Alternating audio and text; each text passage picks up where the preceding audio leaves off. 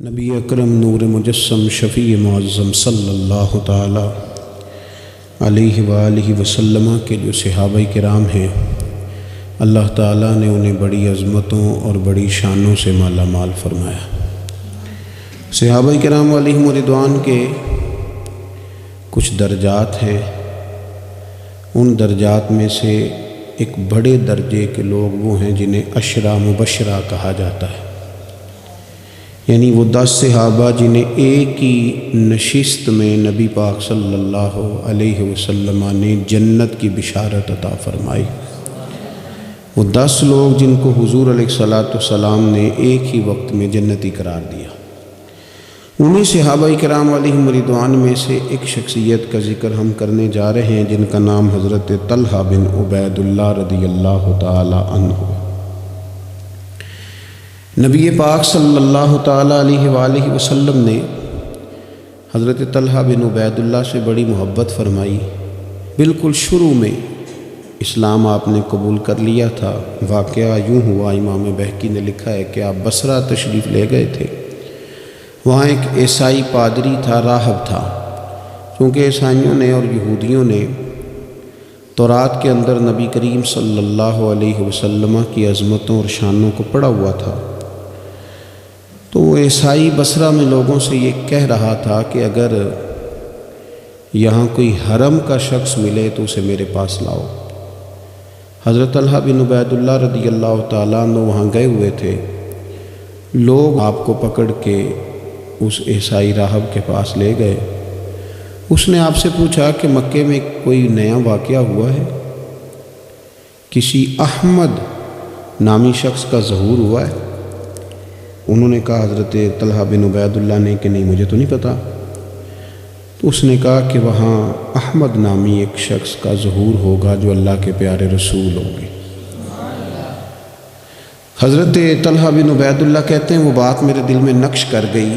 میں وہاں سے مکہ شریف آیا اور میں نے لوگوں سے پوچھا کہ یہاں کوئی انوکھی بات ہوئی ہے، تو انہوں نے کہا ہاں، نبی پاک صلی اللہ علیہ وسلم نے اعلان نبوت کیا ہے اور جناب ابو بکر صدیق نے ان کی اتباع بھی قبول کر لی ہے۔ فرماتے ہیں حضرت صدیق اکبر رضی اللہ تعالیٰ عنہ سے میری اچھی شناسائی تھی، میں ان کے پاس گیا، پھر انہوں نے اس والہانہ انداز میں حضور کا ذکر کیا کہ میں نبی کریم کا کلمہ پڑھ کے حضور کا غلام بن گیا۔ حضرت طلحہ بن عبید اللہ رضی اللہ تعالیٰ عنہ ان 10 صحابہ میں سے ہیں جنہیں نبی پاک صلی اللہ علیہ وسلم نے جنت کی بشارت عطا فرمائی۔ اور حضرت طلحہ بن عبید اللہ رضی اللہ تعالی عنہ ان 8 افراد میں سے ہیں جنہوں نے سب سے پہلے اسلام قبول کیا۔ اور حضرت طلحہ بن عبید اللہ رضی اللہ تعالی عنہ کا شمار ان 5 صحابہ کرام میں ہوتا ہے جنہوں نے حضرت ابو بکر صدیق کے ہاتھ پہ اسلام قبول کیا۔ اور حضرت طلحہ بن عبید اللہ رضی اللہ تعالیٰ عنہ ان 6 لوگوں میں سے ہیں جن کی شورا حضرت عمر فاروق نے بنائی تھی اپنے بعد خلیفہ منتخب کرنے کے لیے۔ اور حضرت طلحہ بن عبید اللہ کی سب سے بڑی فضیلت یہ ہے کہ آپ ان خوش نصیب لوگوں میں سے ہیں جن سے نبی پاک علیہ السلام اپنے وصال ظاہری تک ہمیشہ راضی ہی رہے۔ اور حضور علیہ السلام نے فرمایا جنت میں میرے 2 پڑوسی ہیں،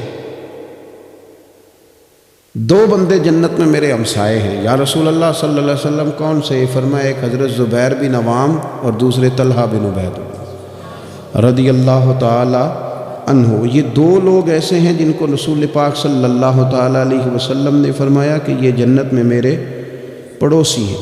حضرت طلحہ بن عبید اللہ چونکہ اتنے بڑے آدمی ہیں، اتنی بڑی فضیلت کے آدمی ہیں، تو تھوڑا سا ان کی سیرت کے بعض نقوش پر بھی ہمیں آگے غور کرنی ہے۔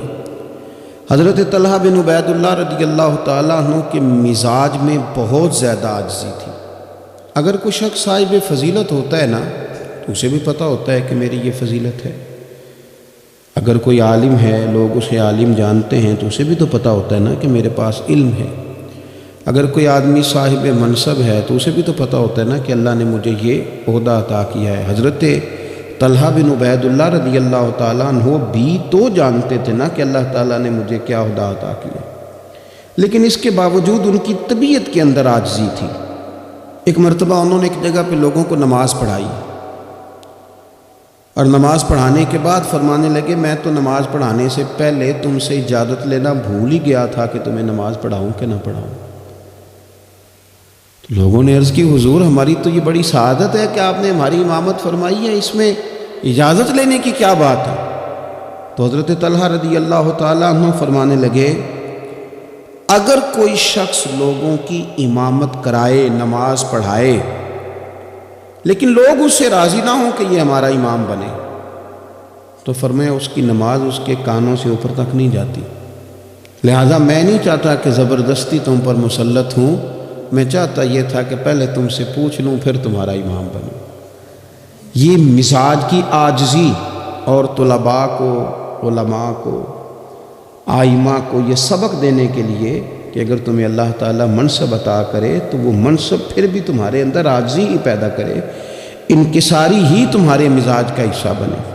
اللہ تبارک و تعالیٰ نے حضرت طلحہ رضی اللہ تعالیٰ عنہ کو مال بھی عطا فرمایا تھا، لیکن اس کے ساتھ ساتھ خرچ کرنے کا شوق اور جذبہ بھی اللہ نے انہیں دیا تھا۔ ایک شخص پر 30,000 دینار کا قرضہ تھا، سارا ہی انہوں نے اپنے ذمے لے لیا، فرمایا تو بے فکر ہو جا، میں تیرا سارا قرضہ ہی ادا کر دوں۔ یتیموں، بیواؤں، مساکین سب کے ساتھ فراخ دلی سے پیش آتے، لوگوں کے مسائل حل کرتے۔ اور حضرت سیدہ طیبہ طاہرہ سیدہ عائشہ صدیقہ رضی اللہ تعالیٰ عنہا جو کہ مومنوں کی ماں ہیں، تو ماں سے عقیدت ہوتی ہے۔ حضرت طلحہ بن عبید اللہ رضی اللہ تعالیٰ عنہ کو بڑی عقیدت تھی، ہر سال 10,000 دینار سیدہ عائشہ کی خدمت میں بطور نذرانہ کے پیش کرتے تھے، بطور نذرانہ کے، اپنے دل کی تسکین کے لیے کہ میں اپنی ماں کی خدمت کروں۔ اور خدمت خلق اور دینے کا جذبہ اس طرح کا تھا کہ ان کی زوجہ ارشاد فرماتی ہیں کہ ایک دن میں انہوں نے 1,00,000 درہم اللہ کے راستے میں خرچ کیا۔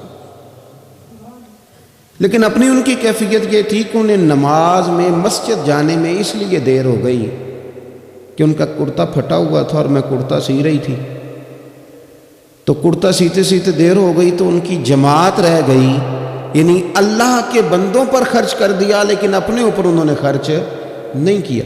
یہ سٹیٹس بندے کا اس وقت بنتا ہے جب دیکھیں بہت سارے لوگوں کا مزاج ہوتا ہے کہ میں پیسے جمع کر لوں، پیسے جمع کر لوں، تو وہ بھی جمع کرتے تھے، اللہ کے بندے بھی جمع کرتے تھے، پر دنیا کے بینکوں میں نہیں، آخرت کے خزانے میں۔ تو وہ آخرت کے خزانے میں جمع کرنے کا یہ انداز تھا کہ ان کی زوجہ فرماتی ہیں کہ ایک دن میں نے انہیں بڑا پریشان دیکھا، بڑے ہی پریشان تھے، تو میں نے ان سے کہا کہ مجھ سے کوئی غلطی ہو گئی، آپ بہت زیادہ پریشان ہیں؟ تو حضرت طلحہ بن عبید اللہ رضی اللہ تعالیٰ عنہ فرمانے لگے نہیں، تم سے کوئی غلطی نہیں ہوئی، اصل میں آج میرے پاس بہت سارے پیسے جمع ہو گئے، تو میں پریشان ہوں کہ اتنی دولت کے ساتھ وقت گزاروں گا۔ کتنی بلڈنگوں پہ راضی ہیں مسلمان، سرمایہ آتا کسے برا لگتا ہے، کس طرح لوگ پیسہ چھپا چھپا کے رکھتے ہیں، کس طرح لوگ اپنی بے نامی جائیدادیں بناتے ہیں، کیا ترتیب لوگ اختیار کرتے ہیں مال کو کسی طریقے سے سنبھال کے رکھا جائے، خرچ نہ ہو۔ لیکن فرمانے لگے میرے پاس پیسے جمع ہو گئے، پریشان ہوں کہیں رات ہی نہ گزر جائے اسی طرح کے پیسے بڑے رہیں۔ تو آپ کیا لیے فرمانے لگی کیوں پریشان ہوتے ہیں، آپ مجھے پتہ ہے حضور کے صحابی ہیں، آپ کا دل اتنا اجلا اور اتنا صاف ہے کہ یہ دولت آپ کے دل میں وقت گزار سکتی نہیں، جہاں اللہ رسول کے ڈیرے ہوں وہاں دولت کیسے وقت گزارے؟ تو آپ اس طرح کریں، اس کو خرچ کر دیں، کچھ بھی نہیں ہوتا، بوجھ اتر جائے گا۔ فوراً ہی لونڈی کو بلایا اور خرچ کرنا شروع کیا۔ تو کتنے خرچ کیے؟ ایک دن کے اندر انہوں نے 4,00,000 دینار لوگوں پر خرچ کر دیے۔ پیسے کو سنبھال کے نہیں رکھا، جمع کر کے نہیں رکھا، اس ترتیب کے ساتھ انہوں نے اپنی زندگی میں خرچ کیا۔ پھر دوسری بات یہ تھی کہ وہ اخلاقیات کے حوالے سے ایک بڑا عمدہ مقام رکھتے تھے۔ حضرت سیدنا کعب بن مالک رضی اللہ تعالیٰ عنہ کا بڑا مشہور واقعہ ہے کہ آپ غزوہ تبوک میں نہیں جا سکے تھے، تو نبی پاک صلی اللہ تعالیٰ علیہ وسلم ناراض ہو گئے اور 50 دن تک رسول کریم صلی اللہ علیہ وسلم ناراض رہے۔ حضرت کعب بن مالک رضی اللہ تعالیٰ عنہ فرماتے ہیں کہ ظاہر ہے حضور ناراض تھے تو پھر مجھے لگتا تھا کہ سارا مدینہ ہی ناراض ہے، زمین و آسمان ناراض ہے۔ فرماتے ہیں چونکہ ہر شخص ناراض تھا اور میں بڑا پریشان تھا، پھر کئی دنوں کے بعد اللہ تبارک و تعالیٰ نے میری توبہ قبول فرمائی، اور جب اس کا اعلان ہوا نا تو فرماتے ہیں سب سے پہلے جس بندے نے اٹھ کے مبارک دی اور بڑی گرم جوشی سے مجھے ملے وہ حضرت طلحہ بن عبید اللہ تھا۔ گویا انہیں اس بات کا شوق ہوا کہ دیکھو اللہ نے ہمارے اس بھائی کی توبہ کو قبول کر لیا ہے، اس پر فضل ہو گیا ہے۔ یعنی اگر کسی کو قرب الہی ملے اور خدا کی رحمت کسی پر برسے تو آگے بڑھ کر اس بندے کو مبارکباد دینا یہ بھی اچھے اخلاق کی علامت ہے۔ اور پھر کچھ لوگوں کا یہ مزاج ہوتا ہے کہ وہ باہر تو بڑے با اخلاق ہوتے ہیں، بڑے با مروت ہوتے ہیں، لوگوں کی بڑی گڈ بک میں ہوتے ہیں، سوسائٹی انہیں بڑا اچھا کہتی ہے، گھر کے اندر ان کی حالت خراب ہوتی ہے۔ گھر والے شکوہ کرتے ہیں کہ یار یہ بندہ ہم سے بھی کبھی اچھے موڈ میں بات کرے، یہ گھر بھی آئے تو کبھی ہنستا ہوا ہے۔ حضرت طلحہ رضی اللہ تعالیٰ عنہ کی حسن معاشرت ان کے گھر کے اندر اتنی اعلیٰ تھی، اتنی خوبصورت تھی کہ ان کے بچے، ان کی اہلیہ، ان کے بہن بھائی، ان کے ماں باپ، ان کے رشتہ دار ان سے ٹوٹ کر پیار کرتے۔ ام ابان ان کی شادی ہونی تھی، بڑے بڑے معزز لوگوں نے اس خاتون کو پیغام بھیجا، بڑی اعزاز والی خاتون تھی، لیکن وہ کہنے لگی مجھے تو نکاح حضرت طلحہ بن عبید اللہ سے ہی کرنا ہے۔ بھئی ان سے آپ کو کیوں نکاح کرنا ہے؟ تو وہ کہنے لگی میں ان کے اخلاق کے عالیہ سے واقف ہوں، اوصاف حمیدہ کو جانتی ہوں، وہ نہ گھر میں آتے ہیں تو پھر بھی ہنستے ہوئے آتے ہیں، اور میں نے سنا ہے جاتے ہیں تو پھر بھی ہنستے ہوئے جاتے ہیں، اور ان سے مانگنا نہیں پڑتا، خود ہی دے دیتے ہیں، اور کبھی مانگ لو تو دینے میں دیر ہی نہیں کرتے۔ اور فرمانے لگی اگر کوئی کام کر دو تو شکریہ ادا کرتے ہیں، اور کوئی غلطی ہو جائے تو محبوب کے صحابی کی شان یہ ہے کہ فوراً معاف کر دیتے ہیں۔ تو ان اوصاف کا شوہر اگر کسی کو ملے تو پھر اس خاتون کو نکاح کرنے میں دیر نہیں کرنی چاہیے۔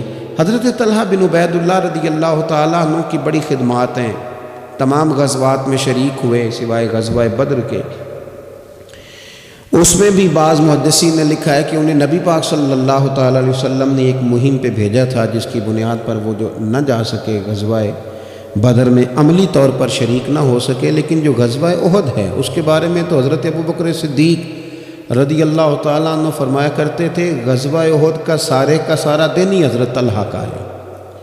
نبی پاک صلی اللہ تعالیٰ علیہ وسلم نے ڈبل زرہ پہن لی تھی، 2 زرہیں حضور نے پہن لی تھی، تو ایک پہاڑ پر حضور چڑھنے لگے تو کچھ مشقت محسوس ہوئی، قربان جائیں۔ حضرت طلحہ نے جلدی سے گردن چکائی، یا رسول اللہ یہاں رکھیں آپ قدم اور آپ چڑھیں۔ محبوب نے قدم رکھا اور رکھتے ہی فرمایا لو طلحہ تم نے اپنے اوپر جنت واجب کر لی ہے، تم نے اپنے اوپر جنت واجب کر لی۔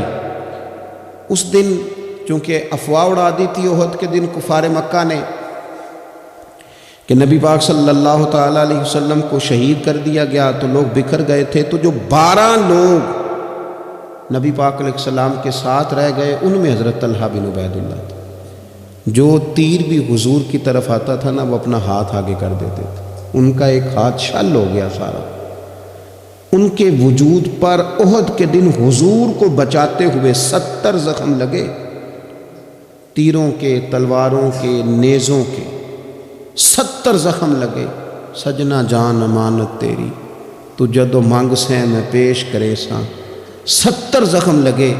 حضرت صدیق اکبر رضی اللہ تعالیٰ عنہ فرماتے ہیں جب ہم حضور کی خدمت میں حاضر ہوئے تو نبی پاک صلی اللہ علیہ وسلم نے فرمایا پہلے طلحہ بن عبید اللہ کو دیکھو۔ کہتے ہیں جب ہم حضور کی خدمت کر کے ان کے پاس گئے تو وہ بے ہوش تھے، زخموں کی شدت کے سبب بے ہوش تھے، میں نے ان کے منہ پہ پانی چھڑکا۔ فرماتے ہیں ان کی آنکھ کھلی تو پہلا سوال انہوں نے یہ پوچھا کہ بتاؤ میرے نبی کریم کا کیا حال ہے، رسول کریم صلی اللہ تعالیٰ علیہ وسلم کی طبیعت کیسی ہے، حضور کے بارے میں بتاؤ۔ کہتے ہیں ہم نے کہا الحمدللہ حضور ٹھیک ہیں، اللہ کے فضل اور احسان میں ہیں، اللہ تعالیٰ نے انہیں محفوظ رکھا ہے۔ تو کہتے ہیں وہ کہنے لگے اگر محبوب ٹھیک ہے نا تو پھر کوئی مصیبت بھی مصیبت نہیں ہے، پھر ساری مصیبتیں آسان ہیں۔ حضرت طلحہ بن عبید اللہ رضی اللہ تعالیٰ عنہ کو اللہ تبارک و تعالیٰ نے شانوں والی زندگی عطا فرمائی، عزتوں والا مقام عطا کیا، اور اللہ تعالیٰ نے انہیں شہادت کی موت عطا فرمائی۔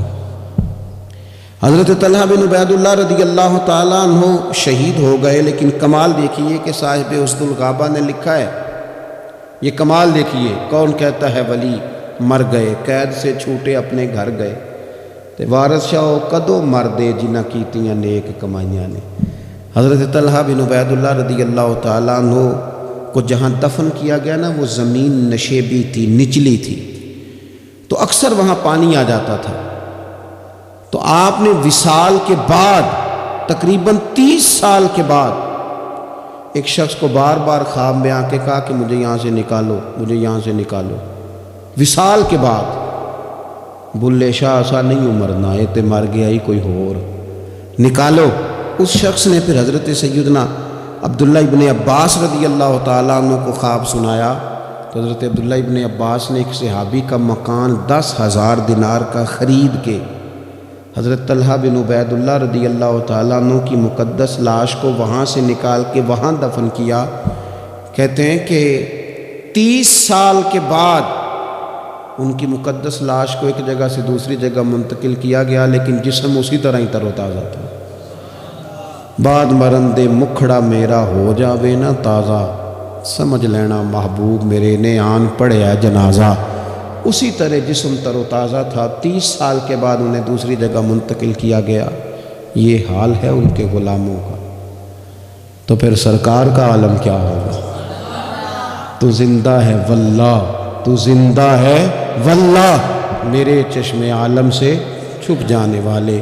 اللہ تعالی ہمیں حضرت سیدنا طلحہ بن عبید اللہ رضی اللہ تعالیٰ عنہ کے فیض سے فیض یاب فرمائے۔ آخر دعوانا الحمدللہ۔